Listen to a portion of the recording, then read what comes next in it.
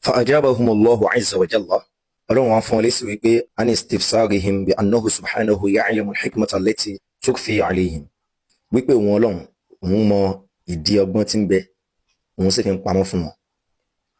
فأجابهم الله عز وجل olúwa mi wá fún ọ lésì wípé annahu sayakhluqu bani al-bashar wípé òun fẹ́ dá àwọn ọmọ ìdí ènìyàn wa yaj'alu fihim rusula òun sì fẹ́ mú àwọn òjíṣẹ́ jáde nínú wọn wal anbiya òun fẹ́ mú àwọn ànábì jáde nínú wọn was-siddiqin àwọn olódodo èèyàn òun fẹ́ mú jáde nínú wọn was-salihin àwọn oníṣẹ́ rere òun fẹ́ mú jáde nínú wọn wash-shuhada àwọn olùjẹ́rìí ọlọ́run àwọn shuhada òun fẹ́ mú jáde nínú wọn wal-ulama'i wal-'amilina li-dinillah àwọn ọ̀jọ̀gbọ́n ńlá kan àwọn onímọ̀ àwọn tí wọ́n máa ṣiṣẹ́ tọ ẹ̀sìn ọlọ́run òun fẹ́ mú jáde nínú àwọn ọmọ ènìyàn wal-muhibbina lahu àwọn tí wọ́n nífẹ̀ẹ́ ọlọ́run òun fẹ́ mú jáde nínú wọn al-muttaba'ina rusulahu àwọn tí wọ́n sì máa tẹ̀lé òjíṣẹ́ wọn ọlọ́run.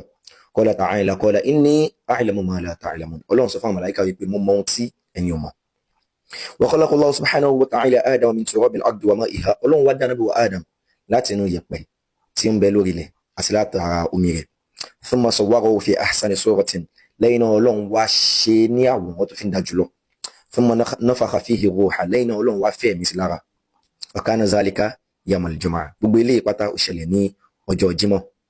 Qala nabi Muhammad sallallahu alayhi wa sallam Ànábì wa Muhammad kí àtọ̀lọ́ ọlọ́run kó máa bá Ànábì khayru yawmin tala'at fihi ash-shamsu yawmal jumu'ah Ànábì ní ọjọ́ tó fi ń lóore jùlọ tí òun ayọ̀ jáde ń bẹ òun náà ní ọjọ́ Jímọ̀. Fihi khuliqa Adam nítorí pé ọjọ́ Jímọ̀ yìí ló dá Ànábì wa Adam.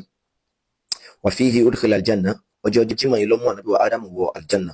Wa fihi ukhrija ọjọ́ Jímọ̀ yìí ló yọ Ànábì wa Adam kúrò nínú al-janna. Wala taqumu as-sa'atu illa fi yawmil jumu'ah Ànábì wa Muhammad wá fi yé wa pé ọjọ́ gbéǹde òní dé àfi kó jẹ́ ọjọ́ Jímọ̀ sallu ala nabi.